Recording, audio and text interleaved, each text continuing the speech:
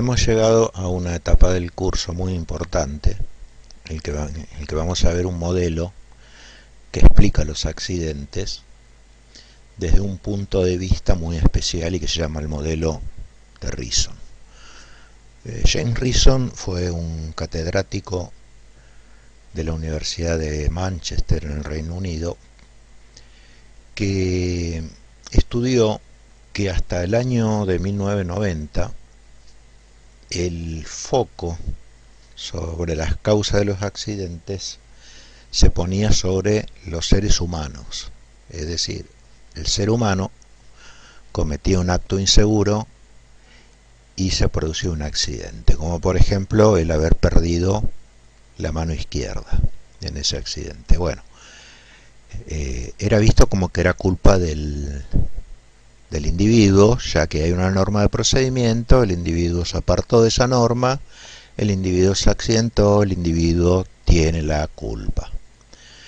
Bien, en 1990 Reason hace una visión más amplia sobre las causas del accidente y elabora su primer modelo, el modelo de Reason de 1990, en donde para estudiar el accidente no limita su visión al tripulante o al trabajador, sino al sistema completo en el que el trabajador se desenvuelve, en el que la empresa se desenvuelve. Bueno, estamos volviendo un poco a algo que dijimos al principio: la causa de los accidentes nunca es un error humano, es una falla del sistema. Entonces Reason se enfoca sobre ese sistema y hace un análisis de las causas del accidente, pero sin involucrar únicamente al individuo, sino a todo el sistema en el que se desenvuelve.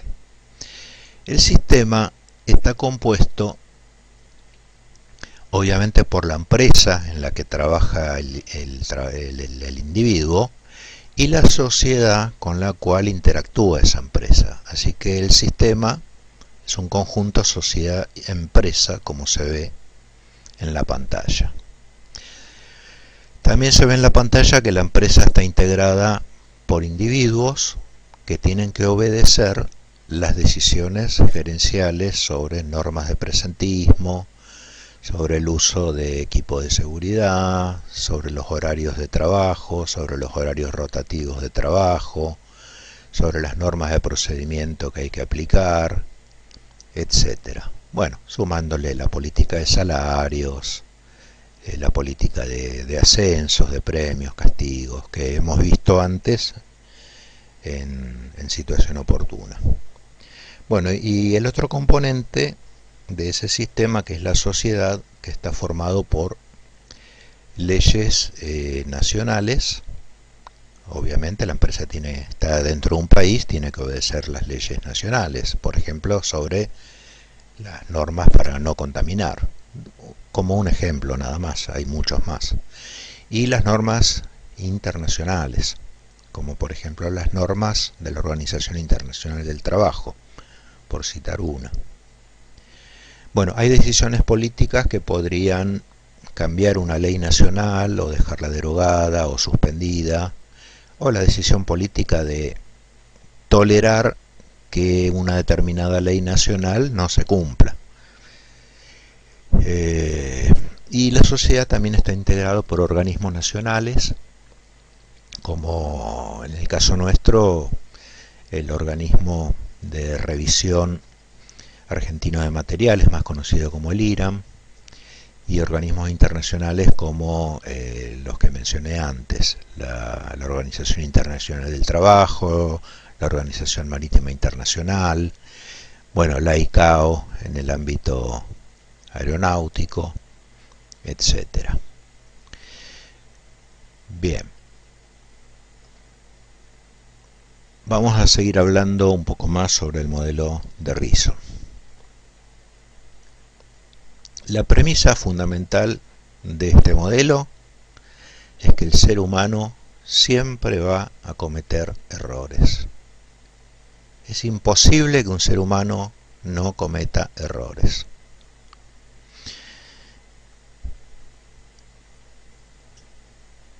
En el modelo de Reason va a aparecer como que es el modelo del queso suizo. O sea, el modelo de Reason de 1990 se lo suele llamar el modelo del queso suizo, cortado en fetas, muchas fetas. O sea, ese queso suizo lo cortamos en fetas y quedan fetas llenas de agujeros. Después lo vamos a ver mejor gráficamente. Cada agujero que hay en la feta está representando una falla. A ver, no debería estar el agujero. En los quesos más tradicionales vienen sin agujeros, pero en este queso, el queso suizo, hay agujeros. Bueno, vamos a suponer que eso sea mal visto. Cada agujero está representando una falla en este modelo de Reason, y cada falla es como una ventana abierta a que el accidente tenga oportunidad de ocurrir. Así que esos agujeros en el modelo de Reason están representando las fallas que se pueden cometer, y que ese agujero es un espacio abierto que se llama ventana de oportunidad. Si esa ventana está abierta, alguien puede entrar por ella, como por ejemplo un accidente. Justamente la gran cantidad de agujeros que hay en cada feta está representando la premisa fundamental, que es el primer renglón de lo que vemos en la pantalla. Todo ser humano comete innumerables errores. Bien.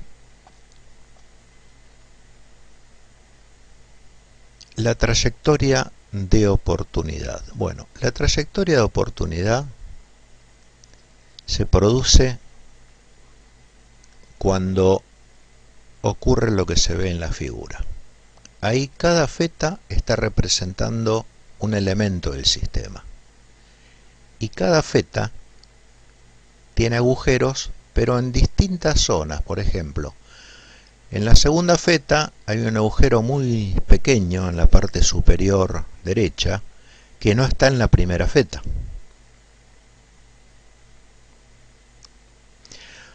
O, por ejemplo, en la primera feta, abajo a la derecha, hay un agujero pequeño. Y ese agujero tampoco está en la segunda feta. Bien, cuando existe la posibilidad de que haya un número de ventanas en la misma posición de cada feta, se dice que por ahí puede pasar el accidente. El accidente ocurre en línea recta. Entonces, cuando se alinean todas esas fetas, se le da al accidente la oportunidad de que ocurra. Por eso, más arriba del gráfico, a los agujeros, que los considera fallas, los llama ventanas de oportunidad. Y esas son todas las ventanas que el accidente encontró abiertas. Y por lo tanto no se le impidió que ocurriera. El accidente pasó libremente a través de todas esas ventanas de oportunidad. Y la trayectoria que hizo el accidente para entrar por la primera feta y salir por la última, esa trayectoria recta es lo que se llama la trayectoria de oportunidad. Entonces, acá vemos por qué ocurre el accidente. Cada una de estas fetas representa partes distintas del sistema en el que trabaja el individuo, o sea, el ser humano. Entonces, lo que habría que hacer es, sabiendo que esto se puede llegar a producir en algún momento, la alineación de todas las ventanas, es colocar una feta adicional a último de todo, de manera que la trayectoria del accidente se interrumpa. Es decir, acá vemos que inevitablemente pasó por 5 ventanas de oportunidad. Y como en la actualidad se considera que el accidente ocurre por falla del sistema, acá el sistema está fallando en no colocar como última feta una feta que no tenga una ventana de oportunidad en el mismo lugar que las otras fetas. Entonces ahí se evita el accidente, se ataja el error humano y no se le da al accidente la oportunidad de que ocurra.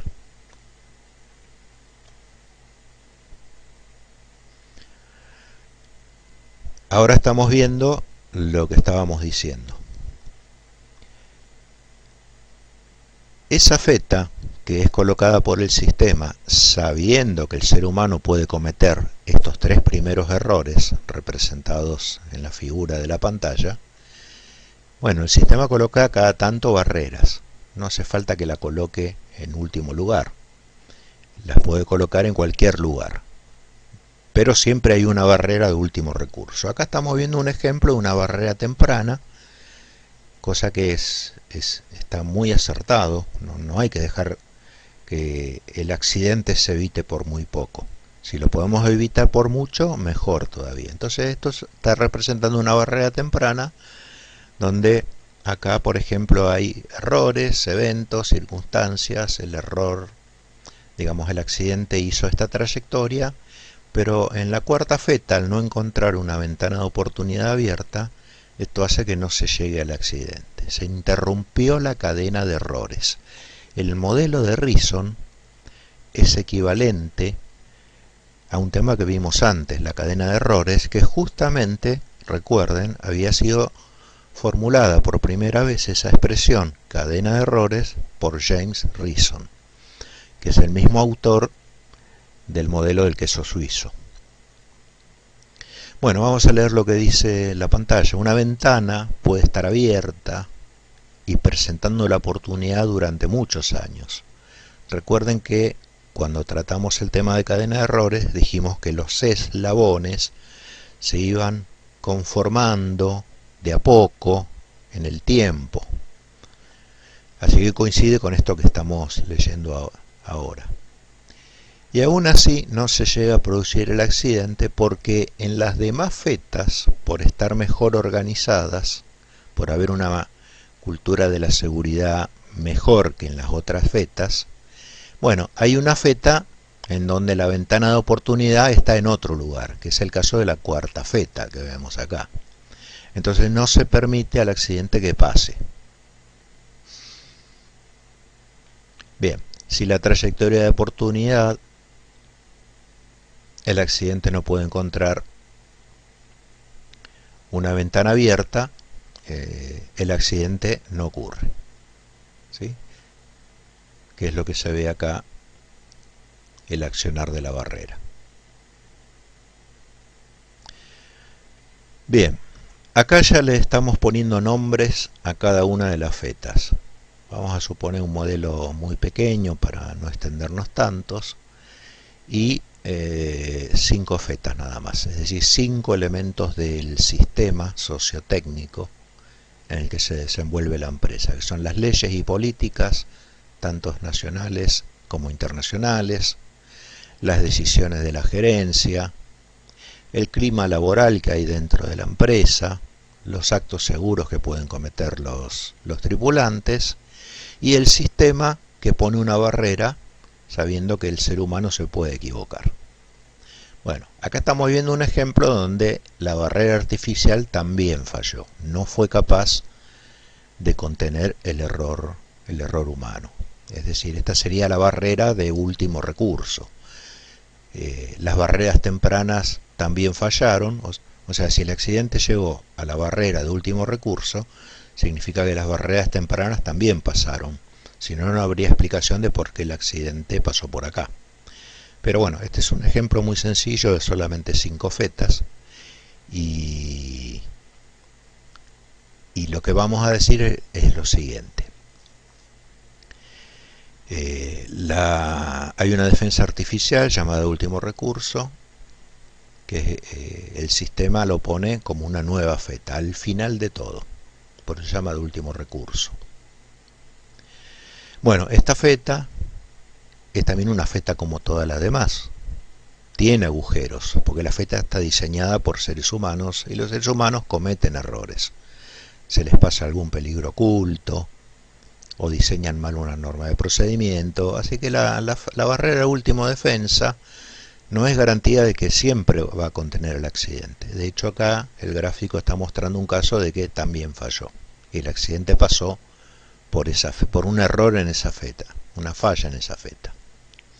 Bueno, y en el momento crucial podía presentar una ventana abierta, como por ejemplo una circunstancia, ¿sí? Era de noche cuando ocurrió el accidente, y esa defensa artificial se hizo para los casos de trabajos al aire libre y con luz natural. Pero ocurrió la circunstancia que era de noche y bueno, había un error en la defensa servía para trabajos hechos a la luz del día, pero no para trabajar de noche.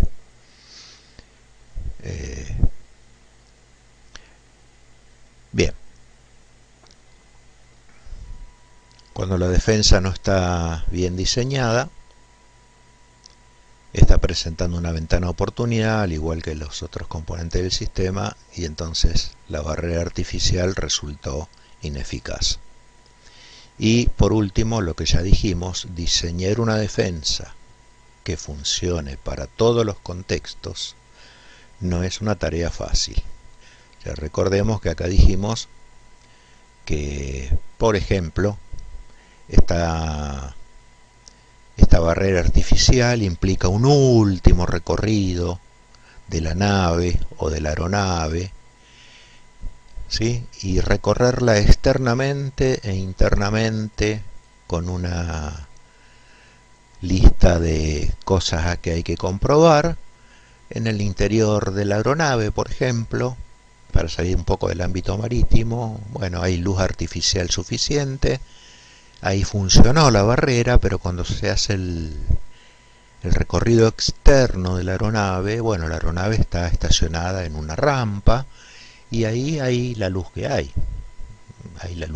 Es decir, está la luz externa de la rampa de estacionamiento y si el tripulante no está munido de una linterna que permita aumentar el nivel de luminosidad, y bueno, ahí se le puede escapar alguna falla que esté presentando la aeronave, como una pequeña pérdida de aceite, alguna entrada de un sensor tapada por un protector que protegió ese sensor mientras la aeronave estaba haciendo el mantenimiento.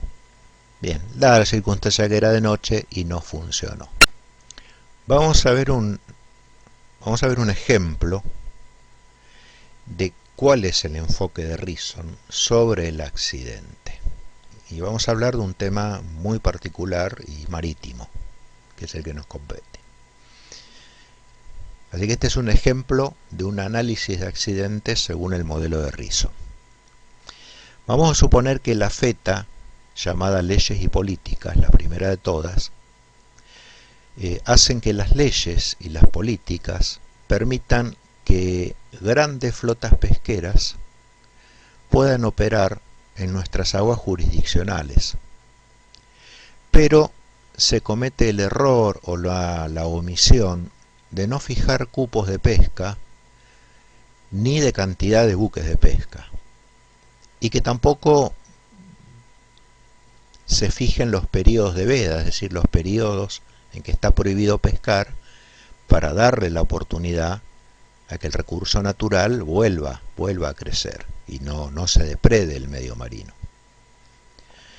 Bueno, pero hay una parte de las leyes y políticas que imponen la aplicación de multas por exceder la capacidad de buques o por exceder el cupo que no está fijado. Pero acá encontramos otra cosa importante: no estipula el valor de la multa. Es decir, la ley y la política tiene varias cosas que están mal, por así decirlo. Permite depredar el medio marino al permitir que ingresen grandes flotas pesqueras y tampoco establezcan límites de tonelaje que puedan pescar.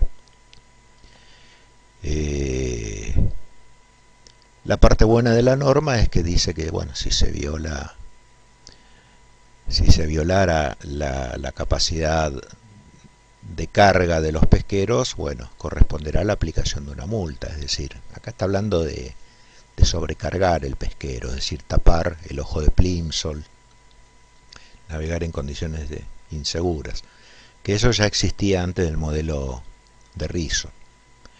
Pero bueno, vamos a ver que esto de no fijar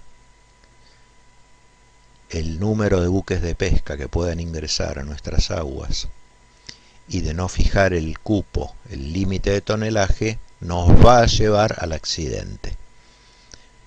Por ahora parece que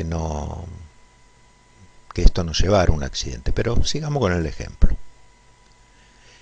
Vamos a ver en la feta decisiones gerenciales. O sea, ya en la primera feta hay un agujero por el cual la trayectoria del accidente entró. Y está entrando también en la segunda feta, que es la feta de decisiones gerenciales. Vamos a ver de qué se trata. En la feta de decisiones gerenciales, la política de salarios, acuérdense, esto estaba en la cultura organizacional, en el tema cultura organizacional. La política de salarios de esa empresa hace que los tripulantes tengan, además de su sueldo básico, un plus basado en el tonelaje capturado, en el tonelaje de pesca, premiando la producción y el incentivo de los trabajadores a obtener máximos beneficios. Pero acá el error que estamos viendo en la ventana de oportunidad abierta en la segunda feta es que el sueldo básico es demasiado bajo. Es decir, hay un sueldo básico que es demasiado bajo y entonces nos preguntamos, ¿y por qué la gente va a trabajar? Y bueno, va a trabajar porque lo compensa en base al plus basado en la productividad, es decir, en el tonelaje que se captura. Bien, debido a la falla en la primera feta de leyes y políticas de que permite que gran cantidad de buques ingresen a nuestro mar territorial y que tampoco fije límites de tonelaje para pescar, van a aparecer malas rachas. ¿Por qué? Porque hay mucha competencia, hay mucho buque pescando y sin límite de tonelaje. Entonces va a llegar un momento que va a aparecer una mala racha. No hay casi nada que pescar. Entonces, bueno, leemos al pie que las malas rachas aparecen, malas rachas de pesca, ¿no es cierto? Porque en la primer feta no se fijaron cupos de cantidad de buques ni de tonelaje máximo permitido. Bien, entonces acá en la segunda feta también encontró la ventana abierta de que el sueldo básico es demasiado bajo. Bien, eso nos va a llevar a la tercera feta. Como el sueldo básico es demasiado bajo, se va a generar un clima desfavorable, de descontento, debido a justamente el salario básico es muy bajo. Entonces cuando uno está desembarcado cobra muy poco. Entonces el tripulante se ve obligado a volver al mar sin haber descansado el periodo suficiente y a esforzarse lo más posible en pescar todo lo que se pueda. Entonces vamos a leer si coincide esto con lo que yo acabo de decir. Se generará un descontento por los bajos salarios durante una mala racha de pesca, ya que el sueldo básico es muy pobre, o sea, va a volver a puerto con una mala racha y bueno, en ese viaje va a cobrar muy poco, va a percibir muy poco salario, debido a que no se pescó casi nada. Y ese problema, fíjense que el error ya empezó a producirse en la primera feta, la feta donde las leyes no fijan una cantidad máxima de buques y tampoco fija el tonelaje máximo que se puede pescar. Bueno, a partir de acá, una vez que uno le agarra una mala racha, en los siguientes viajes que haga el tripulante, Es decir, durante los periodos de buena suerte, donde pesca mucho, debido a este incidente de que en el viaje anterior tuvo una mala racha, bueno, como ahora tenemos buena suerte y entra pescado suficiente, se podría generar la conducta de seguir pescando todo lo que se pueda. O sea, ya que tenemos buena suerte, sigamos levantando pescado a bordo. ¿Para qué? Para que cuando uno vuelva a puerto, el plus por productividad compense aquellos sueldos que obtuvimos antes durante los periodos de mala racha. Bueno, volvamos un poco a la mala racha. Es decir, acá hemos mencionado el caso de que estamos en una buena racha y aparece la tendencia de querer sobrecargar el barco, debido a que está entrando mucho pescado. Y con eso compensaríamos la campaña anterior, el viaje anterior. Pero ¿qué pasa si tenemos una mala racha? Si tenemos una mala racha y no entra pescado, y no entra pescado, y no entra pescado, el tripulante ya se imagina que al llegar a puerto va a percibir un salario magro. Entonces, ¿qué pasa? Nos lleva a la cuarta feta. O sea, estamos en la mala racha todavía. Algunos tripulantes, dice, se autoimpondrán largas jornadas de trabajo, porque no entró pescado, con periodos de descanso inadecuados, obviamente. Las largas jornadas de trabajo se logran en desmedro de los periodos de descanso. Bueno, y esa autoimposición de largas jornadas de trabajo se hace con el único fin de mejorar su sueldo a través de la captura obtenida, mientras que otros tripulantes se apartarán de normas de procedimiento con el fin de ahorrar tiempo, con el fin de pescar, pescar y pescar, es decir, de aumentar la productividad.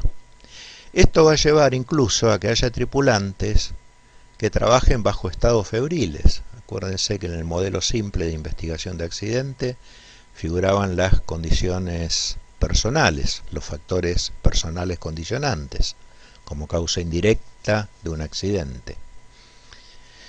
Bien, o incluso tripulantes que estén lesionados, que estén con un esguince de tobillo o de rodilla o con cualquier otro tipo de lesión que haga que el trabajo se esté haciendo en forma insegura.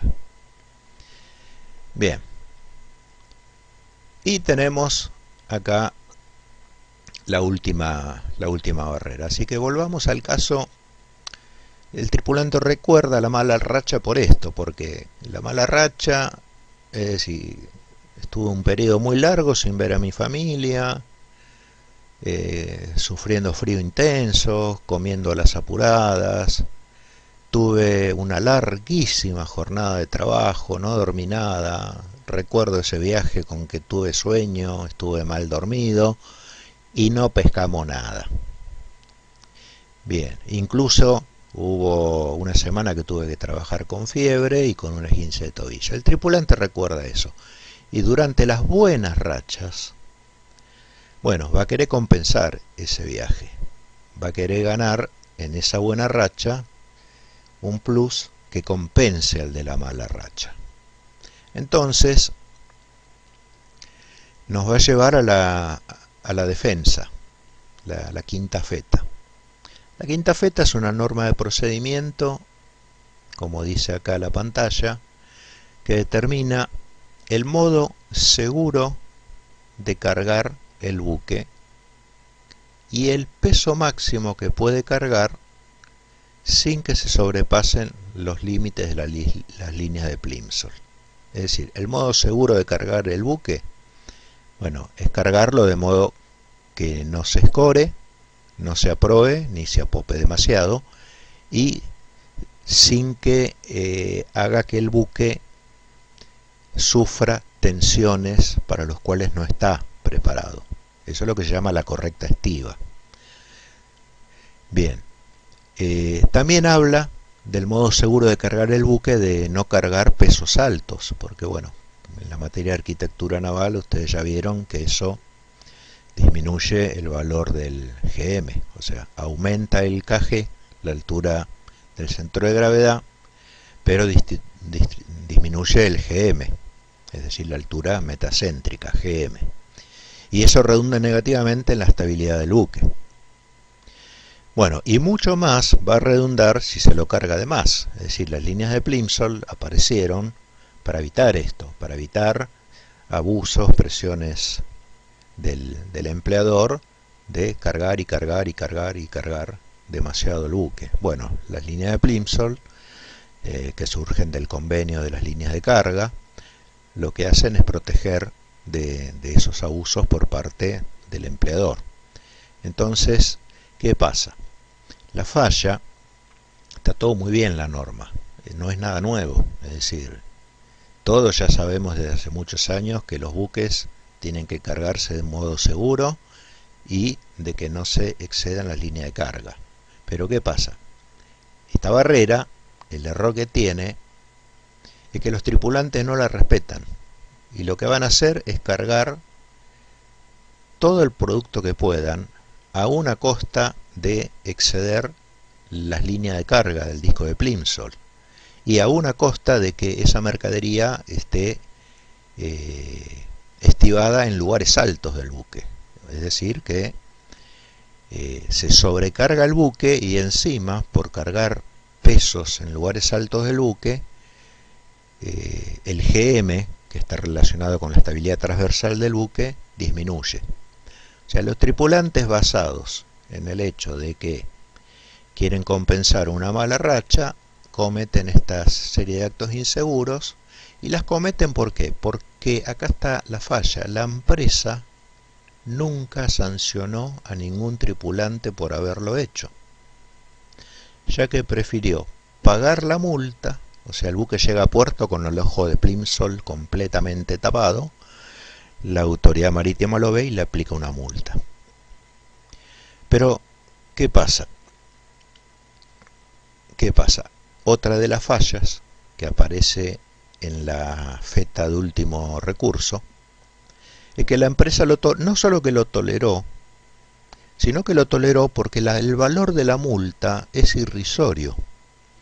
Y obviamente prefiere pagar el valor de la multa a cambio de la gran producción que hizo el buque en la campaña. Es decir, si la gran producción que hizo el buque fue de 4 y la multa fue de 1, bueno, la empresa sale ganando 3. Entonces, bueno, esta es una barrera fijada con buena intención, es decir, no dice nada que sea escandaloso, o sea, carguen correctamente el buque, distribuyan bien los pesos, no se pasen de las líneas de carga. Pero acá, en la quinta feta, hay una ventana abierta por la que pasó el accidente y que es la siguiente. La misma empresa que dictó esa norma de procedimiento no la supervisa, no la controla. Es más, habiéndola controlado alguna vez o varias veces, sabe que la tripulación no la cumple y lo tolera. Hay muchos accidentes debido a que la empresa tolera esta clase de actitudes. No solamente en el ámbito marítimo, sino en el ámbito aeronáutico, terrestre, etc. Entonces la empresa lo tolera porque, y viene pasando que hay viajes que los buques entran sobrecargados y nunca pasó nada. Y entran sobrecargados y nunca pasó nada. Y entran con pesos altos y nunca pasó nada. Entonces la empresa lo tolera. ¿Por qué? Porque además de eso el valor de la multa es muy pequeño. Cosa que no ocurriría si el valor de la multa equivaliera a 3 veces el costo del buque. Entonces la empresa haría valer esa norma de procedimiento y obviamente haría cumplir la norma. Pero al no hacerla cumplir, ahí encontró el accidente que estaba esperando, con mucha paciencia. El accidente esperó pacientemente que se abría esta ventana y entró. ¿De qué manera entró? Bueno, Vamos a ver primero por qué el tripulante cae en el error de cargar el buque. Vamos a suponer que estamos en el Atlántico Sur en época invernal, en los meses de junio, en época invernal. Bueno, la forma correcta de cargar el buque es hasta esta línea, es decir, que la línea de flotación no exceda la línea de invierno que dice acá. Esa es la forma correcta. Y vamos a suponer que estamos a 100 millas de la costa. Hicimos la última captura y, bueno, la línea de flotación llegó hasta acá. Acá el capitán tiene que decidir volver a puerto, porque si sigue cargando más captura, bueno, obviamente se va a exceder esa línea. Pero las malas rachas anteriores y esos malos recuerdos lo llevan a, sumado a que hubo viajes en que regresó a puerto sobrecargado y no pasó nada, lo llevan a esto. Lo llevan a esto, a excederse de la línea de invierno y, por ejemplo, el disco de Plimsoll está tapado. Bueno, la trampa que ocurre acá es que el tripulante dice: estoy a 100 millas de la costa y no me ve nadie, ¿quién me va a hacer la multa acá? Y el barco parece tener estabilidad, es decir, hay buen tiempo, ¿sí? Está la circunstancia de que hay buen tiempo y se sigue cargando hasta que el capitán dice: bueno, vamos a hacer un cálculo, estamos a 100 millas del puerto, eso me va a llevar 2 días de navegación regresar. En estos 2 días de navegación el buque va a consumir combustible y va a consumir agua dulce, así que en estos 2 días el buque va a perder peso, y si el buque pierde peso, va a salir del agua, con lo cual la línea de flotación al llegar a puerto es esta, es decir, se comete el error de calcular cuál es el peso que el buque perdería en esos 2 días de navegación para cargarlo hasta ahí, hasta donde estamos viendo ahora en la pantalla, ¿sí? Ese exceso entre lo que se debiera haber cargado y lo que se cargó está representando a esos 2 días de navegación el peso que perdió. Y esta es más, podría ser que está el buque ya cerca de puerto y la línea de invierno sigue tapada, y bueno, hasta se puede tirar al mar toda el agua potable. Es otro recurso que utilizan, otro acto inseguro, ¿sí? Tiran el agua dulce al mar, se queda el barco sin agua dulce. ¿Por qué? Porque ya estamos cerca de puerto y el buque va al amarre, así que no es necesidad de beber agua del buque. El buque llega a puerto, amarra, carga agua dulce de nuevo y listo. Bien, hasta acá está todo bien. No hubo accidente, el buque dejó el lugar de captura 2 días antes, sobrecargado, y llegó a puerto con éxito.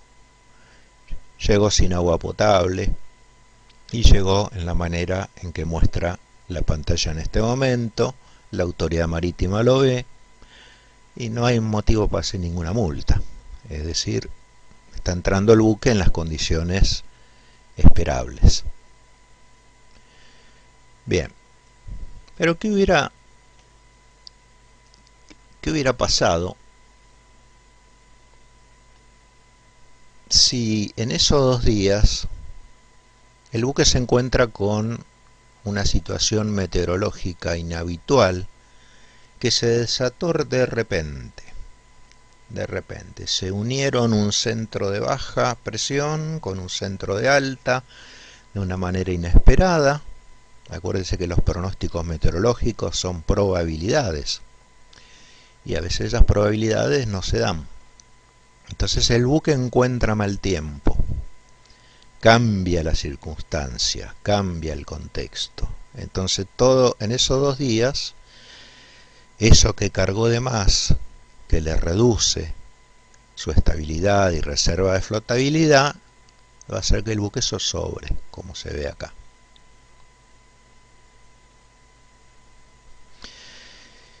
Y ahí tenemos un accidente, porque cambió, digamos, en esta cadena de errores, que también es un término estampado por James Reason, cambió una circunstancia, cambió el estado del tiempo. Y es cierto, en los viajes anteriores en que el buque regresó a puerto en forma segura, siempre se dio la circunstancia que hubo mal tiempo, a pesar de ser invierno. Pero no, en este caso, el accidente que estuvo esperando pacientemente, bueno, el accidente está viendo que hay mal tiempo y ahí se produce la vuelta a campana del barco o la escora del barco. La escora del barco que puede hacer que se corra la carga del lugar y que el buque adquiera escora permanente. Y sumado al mal tiempo que acabamos de mencionar, la circunstancia del mal tiempo, bueno, el buque termina dándose vuelta a campana y hundiéndose. Bueno, entonces para finalizar el concepto de lo que es el modelo de Reason, estamos viendo acá que cada parte del sistema, fíjense, sistema ahí es una palabra clave, cada parte del sistema tuvo alguna clase de relevancia con el accidente ocasionado. Y como bien dice al pie de la pantalla, es de ahí de donde proviene la frase de que el modelo de Reason es un modelo que hace un enfoque sistémico. ¿Por qué? Porque justamente analiza a todo el sistema y ver qué proporción del accidente tuvo relevancia con cada uno de los elementos del sistema. ¿Sí? ¿Qué parte del accidente se llevó la feta leyes y políticas? ¿Qué parte del accidente las decisiones gerenciales? ¿Qué parte del accidente el clima laboral? Y así, etcétera, etcétera, etcétera. Esto es lo que se llama hacer un enfoque sistémico, analizar todo el sistema en general, recordando que para Reason el sistema está formado por la empresa y el sistema en el que se desenvuelve, es decir, el contexto en el que se desenvuelve.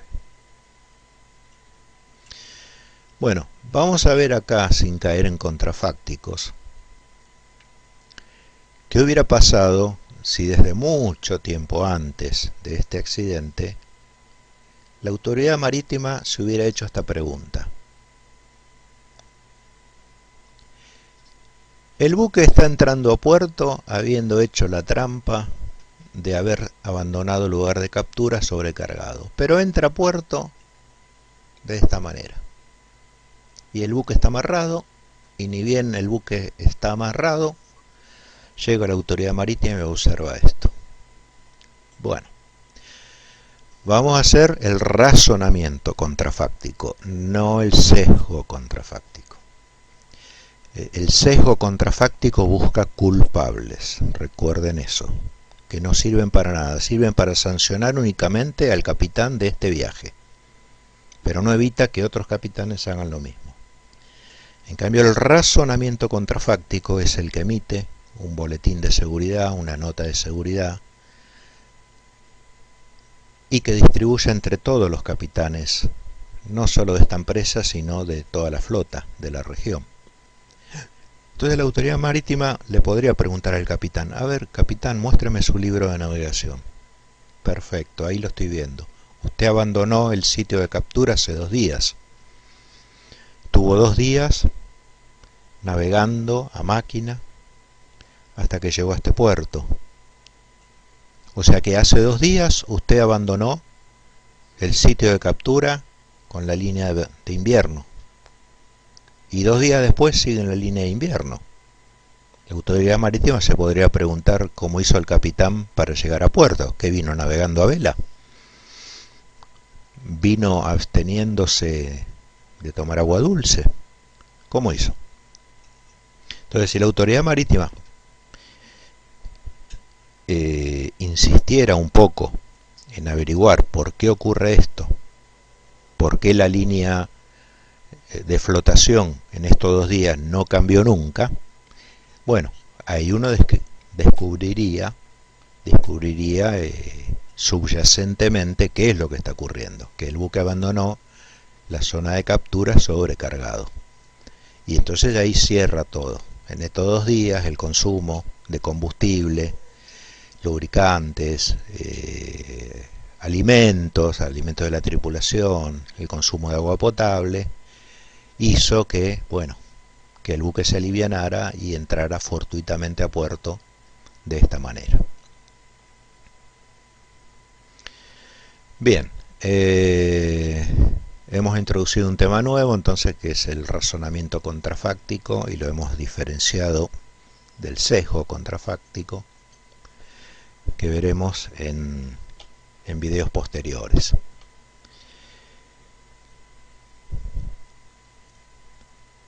En el nuevo modelo de Reason, recuerden que este fue propuesto en el año de 1990, pero cerca del año 2000, más precisamente en el año 97, el nuevo modelo de Reason le cambia el nombre al acto inseguro que ocasionó el accidente.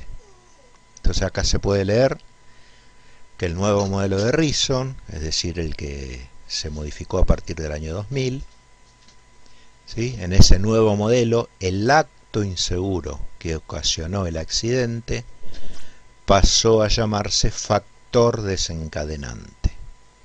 Para desprenderlo de a poco del error humano, del concepto del error humano. Porque cuando uno dice acto inseguro, y bueno, el acto inseguro, ¿quién lo hace? Los seres humanos lo hacen. Una máquina no puede hacer un acto inseguro, porque la máquina está programada por un ser humano. Entonces, el nuevo modelo de Reason, que se centra sobre el sistema, no sobre el ser humano, le cambia el nombre al acto inseguro y lo llama factor desencadenante. ¿Por qué? Porque los errores humanos en este nuevo modelo no son la causa de los accidentes, sino más bien, como dice acá, una consecuencia de la falla del sistema. Esta es la nueva visión que se tienen sobre los accidentes. El enfoque tiene que ser sistémico para encontrar la verdadera falla, y esa falla ya sabemos que está en los seres humanos. No hay seres humanos que no se equivoquen. La falla tiene que ser atribuida al sistema. Es decir, que los accidentes son en realidad producidos por fallas en el sistema. Bien, al pie de este video entonces tienen el link para descargar el contenido teórico de los conceptos que acabamos de ver.